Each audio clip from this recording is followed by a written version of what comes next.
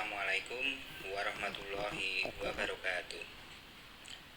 Perkenalkan, saya Nanang Adi Saputra, mahasiswa program studi S2 Pendidikan Dasar Universitas Askia Padang dengan NIM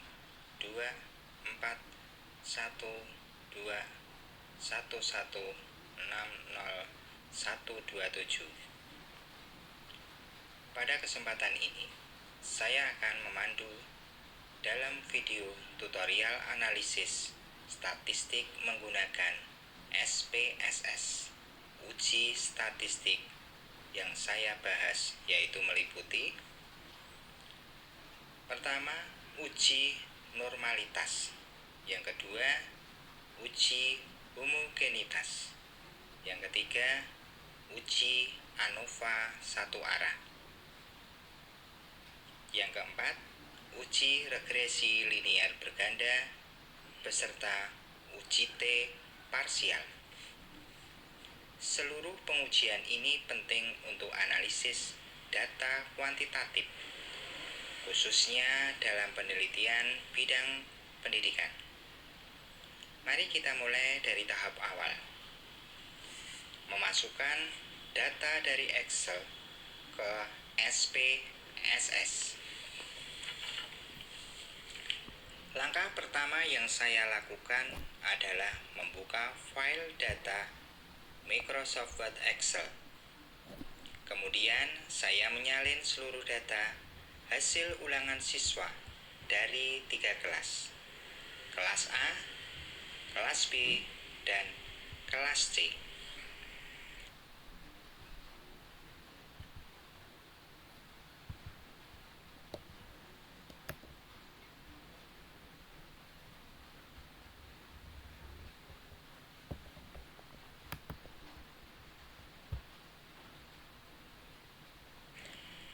Data kemudian saya tempelkan langsung ke SPSS, yaitu pada bagian Data View. Setelah itu,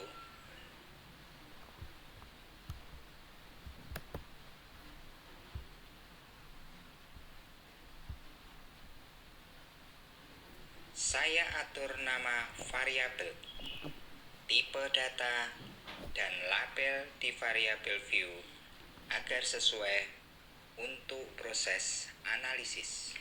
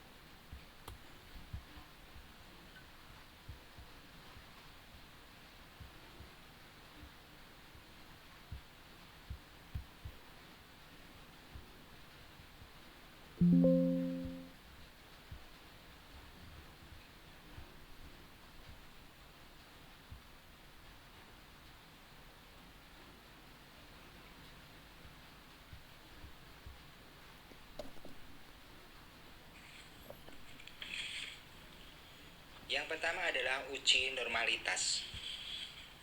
Setelah data masuk, saya melakukan uji normalitas untuk memastikan apakah data hasil ulangan dari masing-masing kelas berdistribusi normal. Caranya, klik menu analisis, deskriptif statistik, lalu explore. Masukkan variabel hasil ulangan ke dependent list dan kelas ke factor list. Klik tombol plots, centang opsi normality plot with text. Lalu setelah itu klik continue dan OK. Output yang dihasilkan menunjukkan sebagai berikut. Kelas A sig sama dengan 0,001, berarti tidak normal. Kelas B sig 0,123, berarti berdistribusi normal. Kelas C sig sama dengan 0,004, berarti tidak normal. Interpretasi. Data dari kelas A dan kelas C tidak berdistribusi normal, hanya kelas B yang normal. Karena tidak semua data berdistribusi normal, maka harus hati-hati dalam memilih uji statistik selanjutnya. Meskipun kita masih bisa lanjut ke uji parametrik jika data tidak terlalu ekstrim. Yang kedua adalah uji homogenitas. Langkah berikutnya adalah melakukan uji homogenitas varian antar kelompok. Langkah-langkahnya: klik analisis, lalu compartments, lalu one way ANOVA.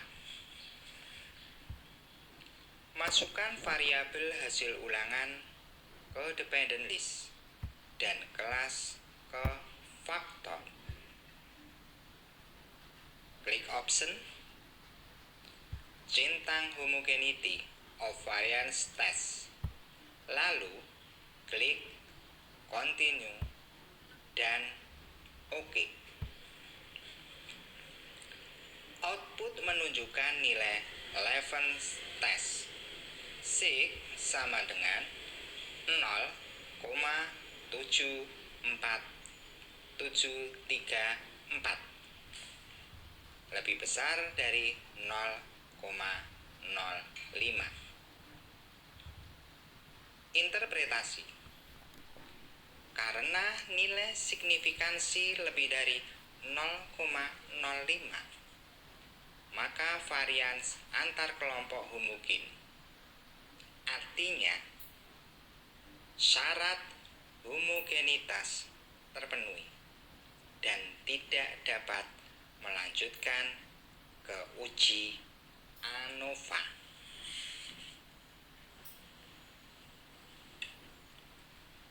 Ketiga, uji ANOVA satu arah.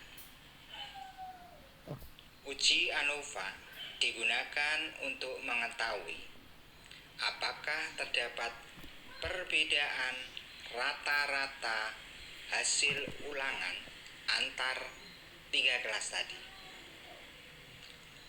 Langkah-langkahnya: klik kembali analis, lalu compartments, lalu one way ANOVA. Masukkan variabel yang sama, lalu klik OK. Output ANOVA F sama dengan 0,130. Sig sama dengan 0,879. Interpretasi: karena nilai sig lebih besar dari 0,05, maka tidak ada perbedaan yang signifikan antara nilai hasil ulangan siswa di kelas A, kelas B, dan kelas C. Artinya, hasil ulangan ketiga kelas relatif sama secara statistik. Yang keempat,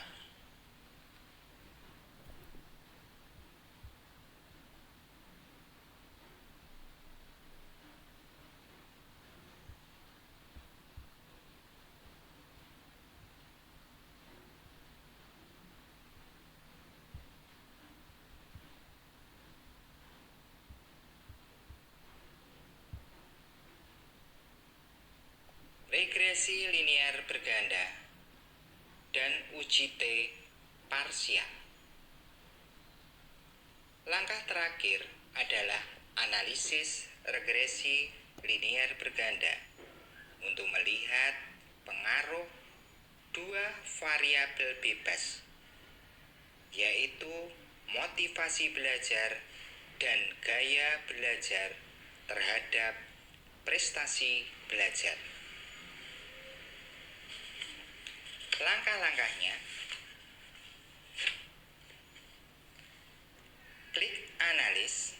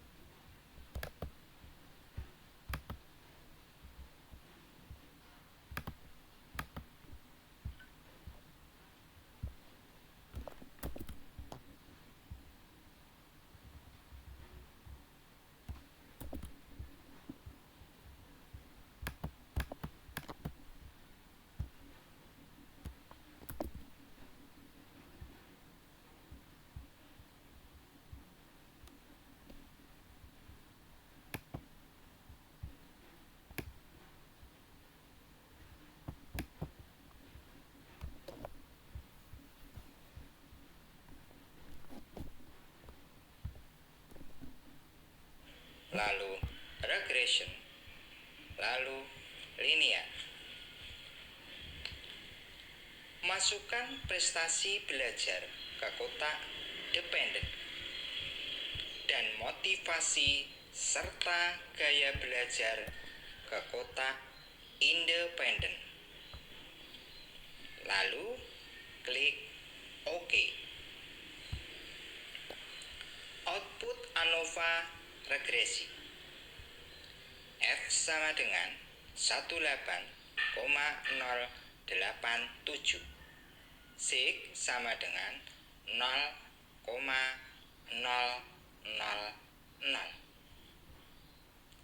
Interpretasi. Model regresi secara keseluruhan signifikan. Artinya, secara simultan, motivasi dan gaya belajar berpengaruh terhadap prestasi belajar. Output koefisien.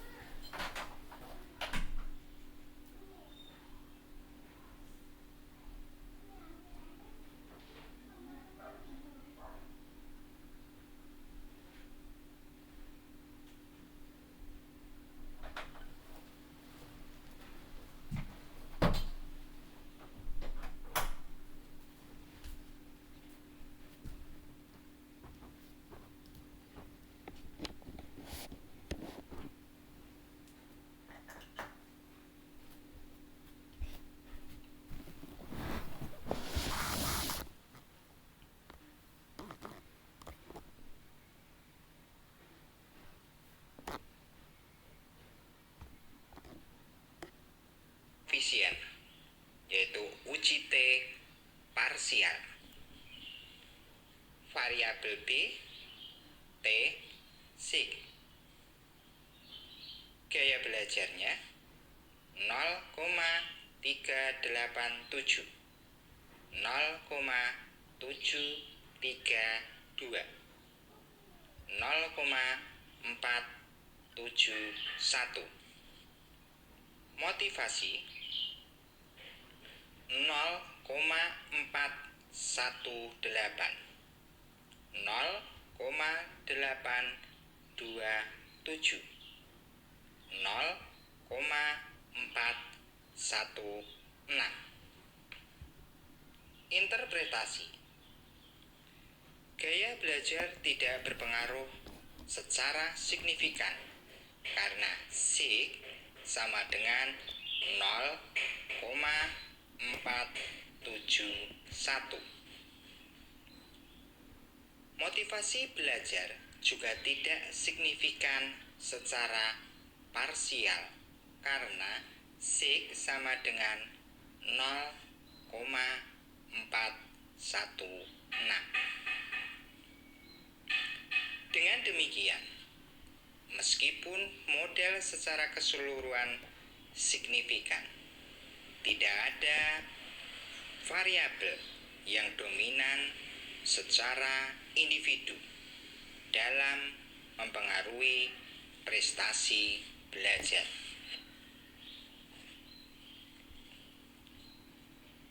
Dari serangkaian pengujian yang saya lakukan,